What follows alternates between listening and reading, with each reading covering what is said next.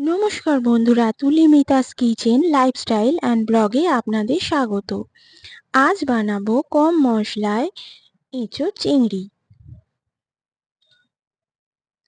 এর জন্য লাগবে এঁচোড়, যা ভালো করে কেটে ধুয়ে সেদ্ধ করে নিয়েছি।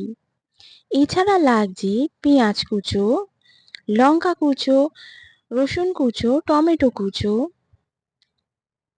গোলমরিচের গুঁড়ো, নুন, চিনি, হলুদ গুঁড়ো, ঘি, রিফাইন অয়েল। আর লাগছে চিংড়ি মাছ। চিংড়ি মাছ ভালো করে কেটে ধুয়ে নুন হলুদ দিয়ে ভেজে নিয়েছি। এরপর গ্যাস অন করে কড়াই বসিয়ে তাতে তেল দিয়ে দেব। তেল খুব ভালোভাবে গরম করে নিয়ে এতে সেদ্ধ করা এঁচোড় দিয়ে দিচ্ছি।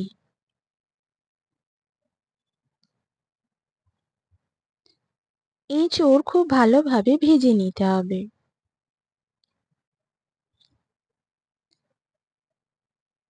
এরপর এতে কাঁচা লঙ্কা দিয়ে এঁচোড়ের সঙ্গে মিশিয়ে খুব ভালোভাবে ভেজে নিচ্ছি।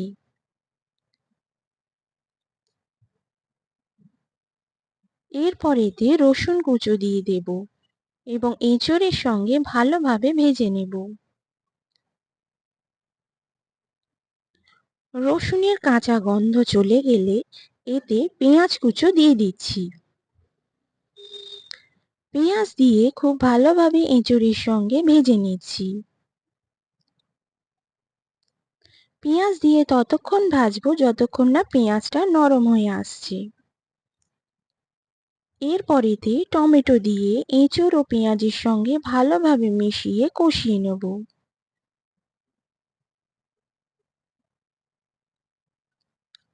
এরপর এতে নুন দিয়ে এঁচোড়ের সঙ্গে ভালোভাবে মিশিয়ে নিচ্ছি।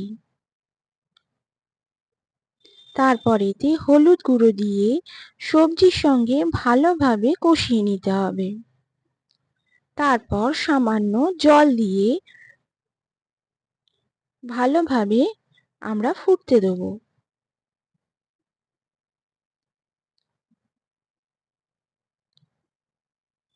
এরপর এতে চিনি দিয়ে দিচ্ছি।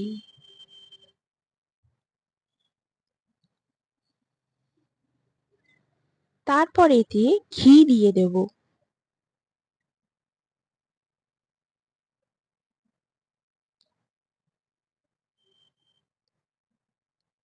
এরপর এতে গোলমরিচের গুঁড়ো দিয়ে দেব।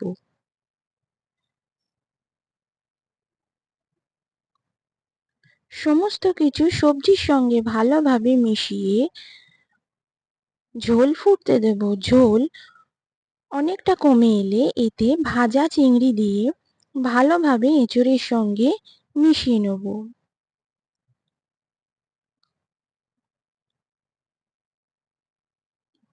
এরপর ঝোল শুকিয়ে তেল ছেড়ে এলেই আমাদের এঁচোড় চিংড়ি রেডি হয়ে যাবে।